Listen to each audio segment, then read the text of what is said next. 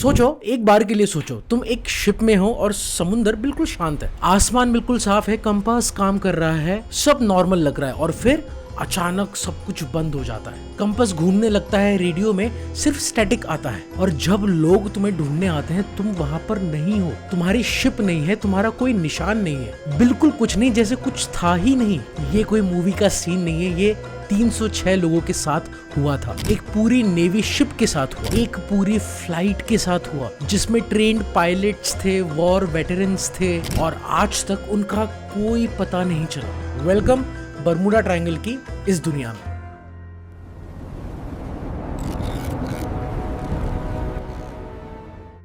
चलते हैं एक ट्रिप पे नॉर्थ अमेरिका ओशन के वेस्टर्न रीजन में। अगर तुम मैप में 3 पॉइंट्स को कनेक्ट करो, फ्लोरिडा, प्यूर्टो रिको और बरमूडा, तो एक ट्रायंगल बनता है। ये ट्रायंगल कवर करता है 5 लाख स्क्वायर माइल से ज्यादा का एरिया। इतना बड़ा एरिया कि तुम इसमें पूरी दुनिया की मर्चेंट शिप्स को चला सको, फिर भी जगह बचेगी। इस जगह को कई नामों से जाना जाता है, devil's triangle, limbo of the lost, graveyard of the Atlantic, sea of doom, Sargasso graveyard, लेकिन सबसे फेमस नाम जो आज पूरी दुनिया जानती है वो है बरमूडा ट्रायंगल। और यहाँ पे एक इंटरेस्टिंग फैक्ट है, इस टॉपिक पर इतने ज्यादा movies, books, documentaries, computer games बने हैं कि दुनिया में शायद ही कोई दूसरा टॉपिक हो जिसने इतना मीडिया अटेंशन रिपोर्ट किया हो। सोचने वाली बात है ना, लेकिन क्यों, यही आज हम इस वीडियो में समझेंगे। अब सवाल यह है कि यहाँ सच में कुछ ऐसा हुआ जो नॉर्मल नहीं है, या ये सिर्फ एक इंसानी दिमाग की कहानी बनाने की आदत है। आज हम दोनों साइड्स एक्सप्लोर करेंगे, थ्योरीज भी, साइंस भी, और कुछ ऐसी सच्ची घटनाओं के बारे में जानेंगे जिन्हें सुनकर तुम्हारा शरीर कांप जाएगा। पूरा वीडियो देखो, क्योंकि जो बात मैं एंड में बताने वाला हूँ ना इस टॉपिक से रिलेटेड, वो सुन के शायद तुम्हारी सोच पूरी बदल जाएगी।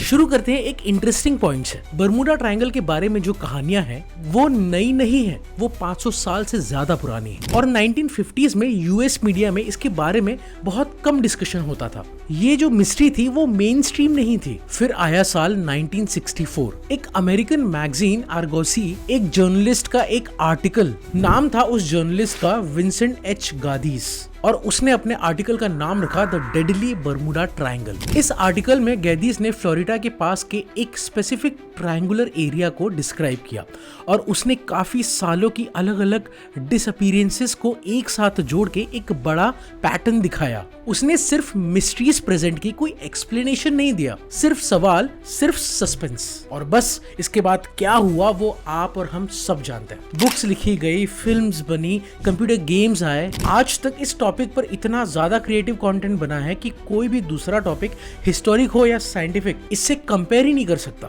लेकिन ये ध्यान से सुनो, मिस्ट्री शुरू गादीस के आर्टिकल से नहीं हुई थी, मिस्ट्री बहुत पहले से थी, 1492 से। क्रिस्टोफर कोलंबस साल 1492, कोलंबस अपनी 3 शिप्स लेके निकला था, सैंटा मारिया, नीना और पिंटा, न्यू वर्ल्ड ढूंढने के लिए। दुनिया की मोस्ट इंपॉर्टेंट जर्नीज में से एक। कोलंबस एक केयरफुल आदमी था, वो डिटेल्ड डायरी लिखता था हर रोज, ट्रैवल लॉग्स, और उसने उस लॉग में 1492 में उसने लिखा, जब वो इस एरिया से गुजरा कंपास काम करना बंद कर दिया, बिल्कुल रीडिंग्स फ्लक्चुएट हो रही थी, डायरेक्शन समझ में ही नहीं आ रहे थे। और फिर उसने कुछ और भी लिखा जो और भी स्ट्रेंज था। उसने लिखा कि उसने एक स्काई से बॉल ऑफ फायर गिरते हुए देखी, एक रोशन गोला आग की तरह आसमान से आया और सीधा समुद्र में जा गिरा। कोलंबस एक एक्सपीरियंस्ड सेलर था, वॉर देखा था, दुनिया घूमी थी, लेकिन ये देख के वो जेन्युइनली भटक गया, दिशा खोई, वक्त लगा खुद को ओरिएंट करने।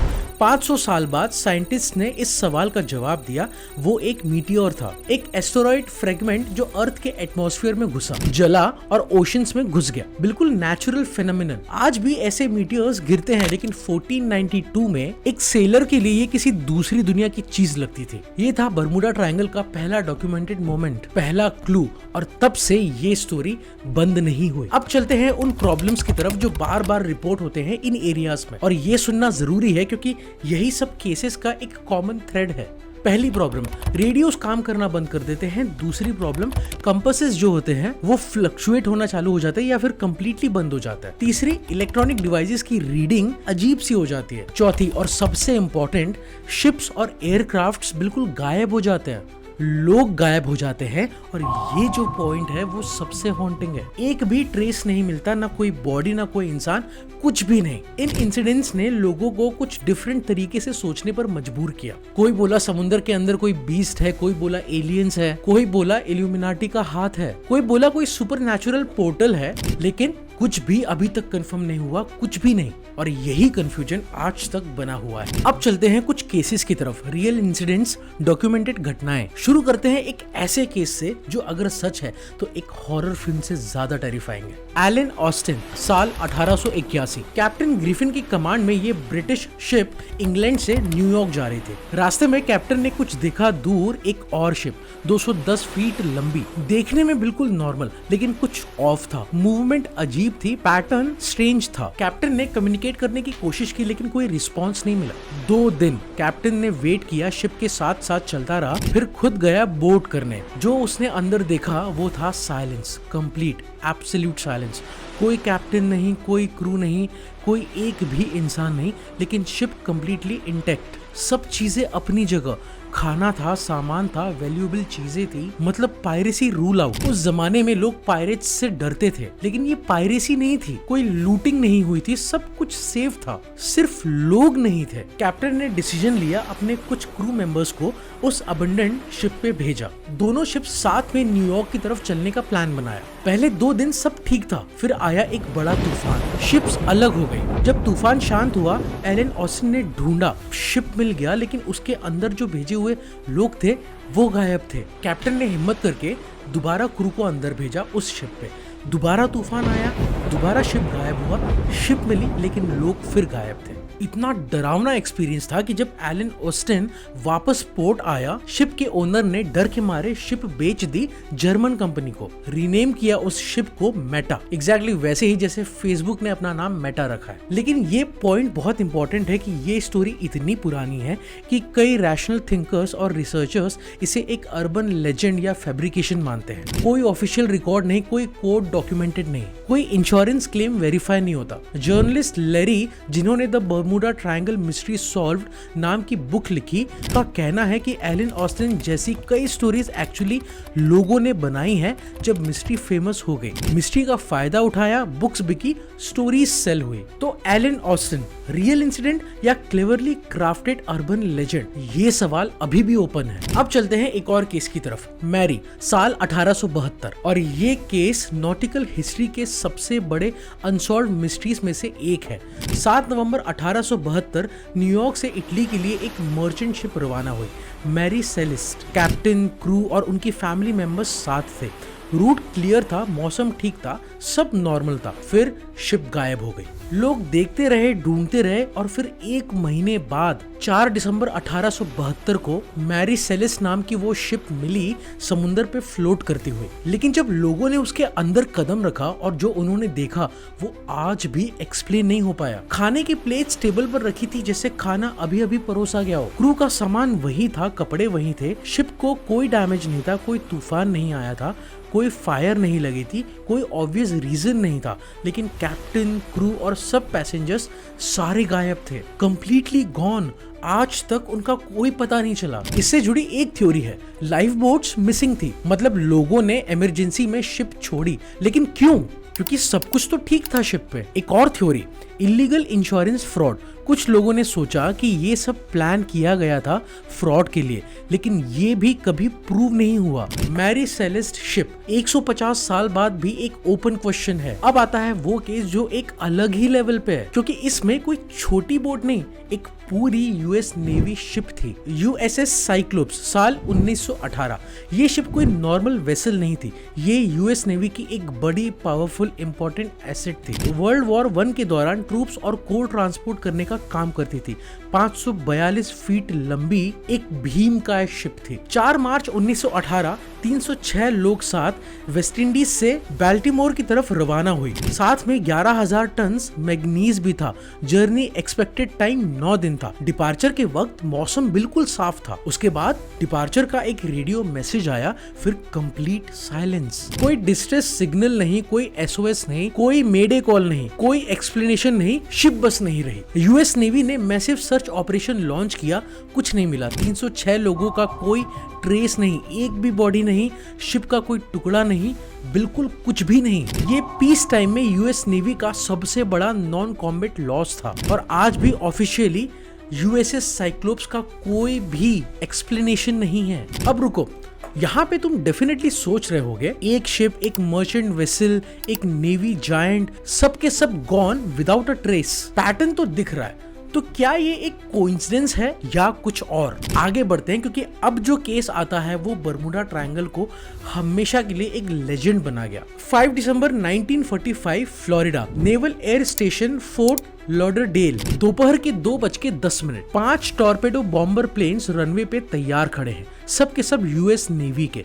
पायलट्स ट्रेंड है, एक्सपीरियंस्ड है, कई तो वर्ल्ड वॉर 2 लड़ के आए हैं। ये कोई डेंजरस मिशन नहीं है, ये एक रूटीन ट्रेनिंग फ्लाइट है 3 घंटे की नेविगेशन एक्सरसाइज। इसका नाम दिया गया फ्लाइट 19। 14 क्रू मेंबर्स टोटल पे। Lead pilot lieutenant Charles Taylor, 2500 flying hours का एक्सपीरियंस, वॉर वेटरन, एक कॉन्फिडेंट और सीजन पायलट। प्लान सिंपल था, फ्लोरिडा से उड़ो, चिकन रॉक्स के पास प्रैक्टिस बॉम्बिंग करो, ग्रैंड बहामा से गुजरो और वापस बेस पे आओ। सीधा सिंपल रूट। टेक ऑफ के लगभग 2 घंटे बाद कुछ बदला। टेलर के कंपस ने काम करना बंद कर दिया। उसने बैकअप कंपस चेक किया, वो भी बंद। उसने दूसरे पायलट से भी चेक किया तो उनके भी इंस्ट्रूमेंट्स फ्लक्चुएट कर रहे थे। पूरी फ्लाइट्स मिड एयर में लॉस्ट, कोई दिशा नहीं। 4:56 PM पे टेलर ने रेडियो पे कहा वो सोचते हैं वो गल्फ ऑफ मैक्सिको के ऊपर है। उसने ऑर्डर दिया, ईस्ट की तरफ बढ़ो, फ्लोरिडा तक पहुंचोगे। लेकिन कुछ क्रू मेंबर्स का मानना था कि वे ऑलरेडी फ्लोरिडा के ईस्ट रीजन में ही हैं, मतलब उन्हें वेस्ट जाना चाहिए था। रेडियो पे आर्गुमेंट सुन रहा था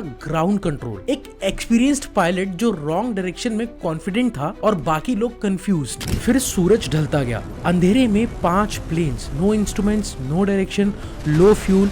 उस वक्त प्लेन्स फ्लोरिडा से अप्रोक्सीमेटली 370 किलोमीटर्स ईस्ट पे थे। 7:04 PM पे टेलर की आखिरी रेडियो ट्रांसमिशन रिसीव हुई, ग्राउंड ट्रैकिंग का एक लास्ट मैसेज। 5 प्लेन्स, 14 लोग, सब गायब। और यहाँ कहानी खत्म नहीं होती, उन्हें ढूंढने के लिए एक और प्लेन भेजा गया, एक Mariner search and rescue aircraft 13 crew members के साथ।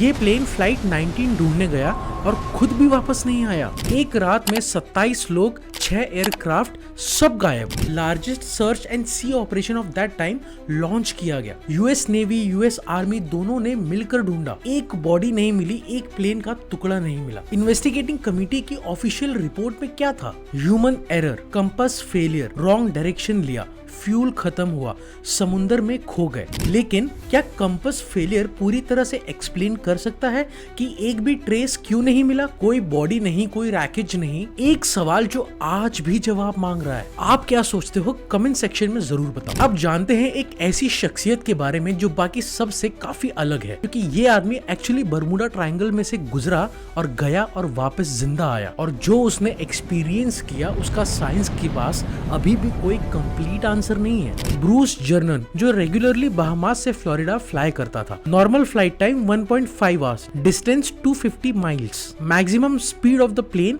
180 माइल्स पर आवर। एक बार जब वो बर्मुडा ट्रायंगल के ऊपर था, 10,000 फीट से ऊपर के एल्टीट्यूड पे, मौसम बिल्कुल क्लियर था, सब नॉर्मल था। फिर अचानक कुछ हुआ, एक क्लाउड फॉर्मेशन फॉर्म हुआ जैसा उसने पहले कभी नहीं देखा था। उसने उस क्लाउड फॉर्मेशन के थ्रू फ्लाई किया और फिर वो फ्लोरिडा के पास था ऑलरेडी। 45 मिनट में 250 मील, उस प्लेन की मैक्सिमम स्पीड से ज्यादा, ये इम्पॉसिबल था मैथमेटिकली, फिजिकली। जब उसने फ्यूल चेक किया तो वो सेम था, वो खत्म नहीं हुआ था। जैसे कुछ टाइम के लिए सिंपली टाइम आगे जंप कर गया। ब्रूस ने बाद में इस एक्सपीरियंस पे एक पूरी बुक लिखी। उसने इसे इलेक्ट्रॉनिक फॉग का नाम दिया। उसका क्लेम है एक स्पेसिफिक एटमॉस्फेरिक फेनोमेनन जो टाइम और स्पेस को टेम्पररी डिस्टॉर्ट कर सकता है। क्या ये साइंटिफिकली प्रूव हुआ? नहीं। क्या ऑफिशियल साइंस ने एक्सेप्ट किया? ऑफिशियली नहीं, लेकिन ब्रूस जर्नन का अकाउंट वेरीफाइड है, वो वहां पे थे, कुछ हुआ। लेकिन क्या, ये अभी भी एक ओपन क्वेश्चन है। अब चलते हैं एक और जगह की तरफ, क्योंकि बर्मुडा ट्रायंगल अकेला नहीं है इस दुनिया में। जापान के पास एक और ट्रायंगल है, इसे कहते हैं ड्रैगन ट्रायंगल या डेविल्स सी। इंसिडेंट्स ऑलमोस्ट आइडेंटिकल है। शिप्स डिसअपियर होते हैं, प्लेन्स डिसअपियर होते हैं, इंस्ट्रूमेंट्स फेल होते हैं, कोई ट्रेस नहीं मिलता। 1945 में एक जापानीज A6M एयरक्राफ्ट का कनेक्शन सडनली कट ऑफ हुआ। पायलट की लास्ट ट्रांसमिशन थी, something is happening in the sky is opening up, फिर नेवर फाउंड। 1980 में MV डेब्रीशायर, ब्रिटेन की सबसे बड़ी शिप, ड्रैगन ट्रायंगल में सडनली गायब हो गई। आज तक ऑफिशियली लॉस है, लोकेशन अननोन है। और यहाँ है एक fascinating geographical fact, dragon triangle और बर्मुडा ट्रायंगल अर्थ के एग्जैक्टली सेम लैटिट्यूड पे है, दोनों ऑपोजिट साइड्स पे। कोई कॉन्स्पिरेसी थ्योरीज ने इस कोइंसिडेंस को लेवरेज किया है, न्यू थ्योरीज बनाई है। फिर भी ड्रैगन ट्रायंगल दुनिया में उतना फेमस नहीं हुआ जितना बर्मुडा ट्रायंगल। क्यों? जवाब सिंपल है, हॉलीवुड ने बर्मुडा ट्रायंगल्स पे मूवीज बनाई, बुक्स लिखी, डॉक्यूमेंट्रीज बनी, ड्रैगन ट्रायंगल पे नहीं। और जो मीडिया कवर नहीं करता वो मिस्ट्री नहीं बनता दुनिया की नजर में। ये खुद एक बहुत इंपॉर्टेंट क्लू है बर्मुडा ट्रायंगल के फेम के बारे में। अब वक्त है साइंस का, क्योंकि ये भी देखना जरूरी है। और यहाँ जो एक्सप्लेनेशन है वो जेन्युइनली फैसिनेटिंग है। शुरू करते हैं कंपास प्रॉब्लम से। हमारे अर्थ के दो पोल है, जियोग्राफिक नॉर्थ पोल और मैग्नेटिक नॉर्थ पोल। ये दोनों एक ही जगह नहीं है। जब आप कंपास यूज करते हो, नॉर्मली आपको इन दोनों के बीच का डिफरेंस पता होता है और आप अकॉर्डिंगली एडजस्ट करते हो। नेविगेटर्स इस डिफरेंस को अकाउंट करते हैं, लेकिन अर्थ पे कुछ स्पेसिफिक लाइंस हैं जहां ये डिफरेंस जीरो हो जाता है, जहां मैग्नेटिक नॉर्थ और जियोग्राफिक नॉर्थ एग्जैक्टली एक ही जगह पॉइंट करते हैं। इन्हें कहते हैं एग्निक लाइंस। और पिछले 200 से 300 साल से 0 डिग्री एग्निक लाइंस बर्मुडा ट्रायंगल के अंदर या उसके आसपास से गुजर रही है। मतलब इस एरिया में कंपास नेचुरली कंफ्यूजिंग रीडिंग्स देता है। जो पायलट्स और सेलर्स इस डिफरेंस को अकाउंट नहीं करते, वो अपनी एक्चुअल पोजीशन से काफी दूर जा सकते हैं। ये एक रियल साइंटिफिकली प्रूवन और नेविगेशन हैजर्ड है, सीधा एंड लॉजिकल। अब आता है एक और साइंटिफिक एक्सप्लेनेशन जो बहुत कम लोग डिस्कस करते हैं, मीथेन हाइड्रेट्स। बर्मुडा ट्रायंगल के ओशन फ्लोर में मीथेन हाइड्रेट्स के मैसिव फील्ड्स हैं। कभी कभी जियोलॉजिकल एक्टिविटी की वजह से ये मीथेन वाटर में रिलीज होती है, ह्यूज बबल्स बनते हैं। और इन बबल्स का इफेक्ट क्या होता है? पानी की डेंसिटी ड्रामेटिकली गिरती है। अब याद करो डेड सी का एग्जाम्पल। डेड सी में इतना सॉल्ट है कि डेंसिटी बहुत ज्यादा होती है, इसीलिए तुम बिना कोशिश के भी फ्लोट करते हो। ये उल्टा इफेक्ट है, क्योंकि जब मीथेन बबल्स की वजह से डेंसिटी गिरती है, शिप्स फ्लोट नहीं कर सकते। कोई वार्निंग नहीं, कोई SOS भेजने का वक्त नहीं, शिप्स लिटरली सेकंड्स में सिंक हो जाते हैं। ऑस्ट्रेलियन साइंटिस्ट्स ने इस हाइपोथेसिस पे एक्चुअल एक्सपेरिमेंट्स किए स्केल मॉडल्स के साथ, और रिजल्ट्स ने कंफर्म किया कि इनफ मीथेन बबल्स एक शिप को इंस्टेंटली सिंक कर सकती है। नो डेब्रिस, नो बॉडीज, कुछ नहीं। In under water methane eruptions को कहते हैं mud volcanoes, real geological phenomenon. क्या ये डायरेक्टली प्रूव करता है कि बर्मुडा ट्रायंगल में यही हुआ? नहीं, डायरेक्ट एविडेंस अभी नहीं है, लेकिन ये एक सॉलिड साइंटिफिक हाइपोथेसिस है। तीसरा रीजन है शैलो वाटर्स। बहामास और कैरिबियन रीजन का काफी बड़ा हिस्सा एक्चुअली क्वाइट शैलो है। सैटेलाइट इमेजेस में क्लियरली दिखाई देता है टर्कोइस कलर। डीप ओशन का डार्क ब्लू बिल्कुल अलग होता है। इन शैलो वाटर्स में हिडन शोल्स हैं, एलिवेटेड लैंड फॉर्मेशंस जो सरफेस से नजर नहीं आते। पुराने जमाने में शिप्स इनसे अचानक टकराती थी और डूब जाती थी बिना किसी स्टॉर्म के, बिना किसी वार्निंग के। चौथा, वेदर। बर्मुडा ट्रायंगल एरिया दुनिया का हाईएस्ट हरिकेन फ्रीक्वेंसी जोन में से एक है। टॉप हरिकेन प्रोन कंट्रीज में USA नंबर 2 पे है, क्यूबा नंबर 3 पे है, दोनों इस एरिया के सीधे पास। गल्फ स्ट्रीम एक मैसिव ओशन करंट भी इस एरिया से गुजरती है। ये combination unpredictable weather, fast moving currents, sudden water sprouts, sudden storms, professionally trained pilots और सेलर्स के लिए भी सीरियस चैलेंज क्रिएट करता है। पांचवा एक्सप्लेनेशन है और ये बहुत नया है। 2016 university of Colorado satellite imagery analyse की बर्मुडा ट्रायंगल की। उन्हें कुछ मिला जो उन्होंने पहले कभी नहीं देखा था। Hexagon shaped clouds, perfect hexagons, weird shapes जो नॉर्मल एटमॉस्फेयर में भी नहीं बनते, बिल्कुल अनयूजुअल। इन्हें साइंटिस्ट्स ने नाम दिया एयर बॉम्ब्स। ये हेक्सागोन क्लाउड्स एक स्पेसिफिक टाइप का माइक्रो विंड्स क्रिएट करते हैं 175 माइल्स पर आवर्स की स्पीड में, जो एक एयरक्राफ्ट को लिटरली मिड एयर में तोड़ सकती है। और ओशन सरफेस पे 40 से 50 फीट ऊंची वेव्स इंस्टेंटली क्रिएट होती है। कोई शिप, कोई एयरक्राफ्ट, कुछ भी इसे सर्वाइव नहीं कर सकता।